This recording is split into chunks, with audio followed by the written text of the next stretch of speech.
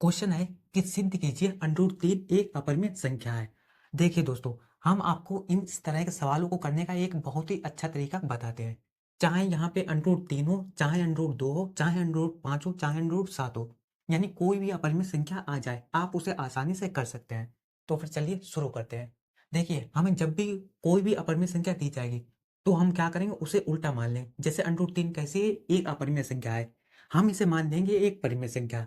तो हमने लिखा, माना √3 एक परिमेय संख्या है।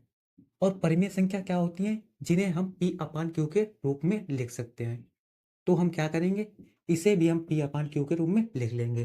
तो चलिए, इसे भी हम पी अपान क्यू के रूप में लिख लेते हैं। तो पी अपान क्यू के रूप में लिख सकते हैं। और इसमें भी क्या होता है कि जो क्यू है उसका मान 0 नहीं होना चाहिए। तो क्यू का मान 0 नहीं होना चाहिए। और पी और क्यू ये ऐसी संख्या होनी चाहिए जो आपस में यानी किसी भी संख्या से ना कटे। यानी 2 के पहाड़े में अगर पी आता है तो क्यू नहीं आना चाहिए। अगर 2 के पहाड़े में क्यू आता है तो पी नहीं आना चाहिए। तो पी व क्यू दोनों सह अभाज्य सह अभाज्य संख्या है। बस। अब आपको क्या करना है कि √3 है उसे हम पी अपान क्यू के रूप में लिख सकते हैं। अब हम क्या करेंगे, दोनों तरफ वर्ग। तो दोनों तरफ वर्ग करने पर वर्ग करने पर तो चलिए वर्ग कर देते हैं। तो √3 का वर्ग यानी स्क्वायर, इधर और इधर भी पी अपान क्यू का स्क्वायर। स्क्वायर से क्या होता है, अंडर रूट कट जाता है, तो हमने कट कर दिया। और इधर पी का स्क्वायर हो गया और क्यू का भी स्क्वायर हो गया।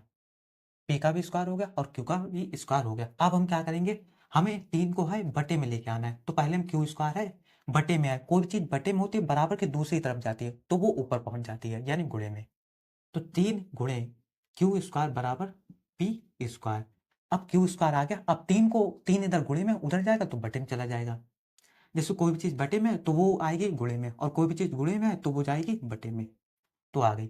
अब हमें क्या देखने को मिलता है, इसके लिए हमें एक छोटी सी लाइन लिखनी होगी। लिखेंगे हम क्या, कि 3 जो है वो पी स्क्वायर को काट रहा है, अतः 3 जो है वो पी को भी काटेगा। तो चलिए लिख देते हैं।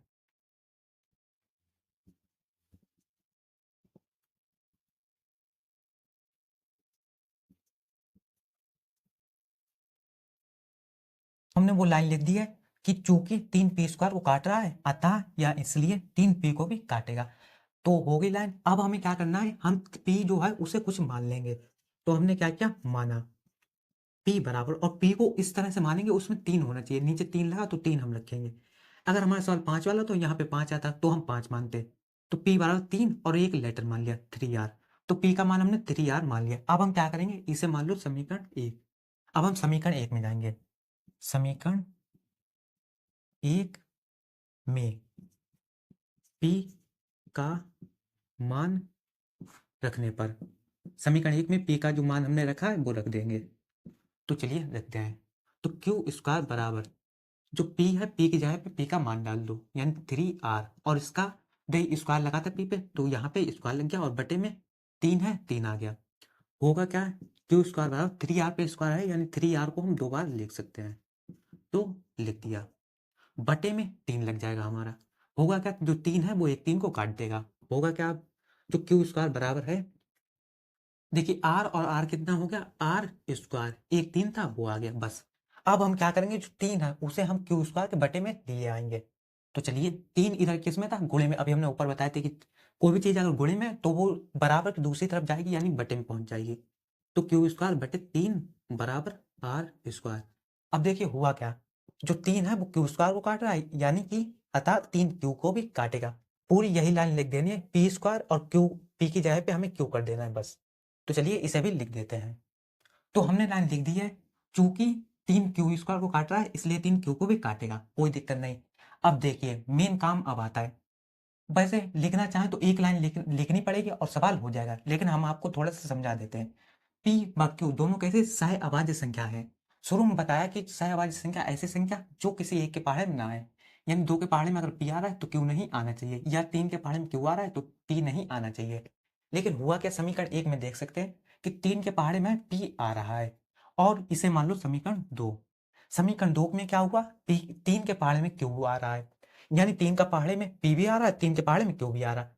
और ऊपर ही हमने पढ़ा है कि जो परिमेय संख्याओं में पी और क्यू दोनों सहभाज्य संख्या होनी चाहिए, लेकिन यहाँ पे तो ऐसा कुछ भी नहीं है, दोनों सहभाज्य संख्या नहीं है, यानी जो हमारी √3 है वो परिमेय संख्या नहीं है। परिमेय संख्या नहीं है यानी कि ये कैसे हो गई, एक अपरिमेय संख्या हो गई। बस अब हम यहाँ पे एक लाइन लिख देंगे कि समीकरण 1 व समीकरण 2 से, कि समीकरण 1 व समीकरण 2 में जो 3 है वो P और Q दोनों को काट रहा है, जो कि असंभव है, यानी ऐसा नहीं हो सकता। अतः जो √3 है वो एक परिमेय अपरिमेय संख्या है, बस। और हमारा सवाल हो जाएगा। तो चलिए पहले हम उसे लिख देते हैं। तो हमने लाइन लिख दी है कि समीकरण 1 व समीकरण 2 में 3 जो है वो P व Q दोनों को काटा है। देखिए यहाँ पे 3 जो है P को काटा है और यहाँ पे 3 Q को काट रहा है, तो काट रहा है जो कि असंभव है, यानी ऐसा नहीं हो सकता। अतः √3 है वो अपरिमेय संख्या है।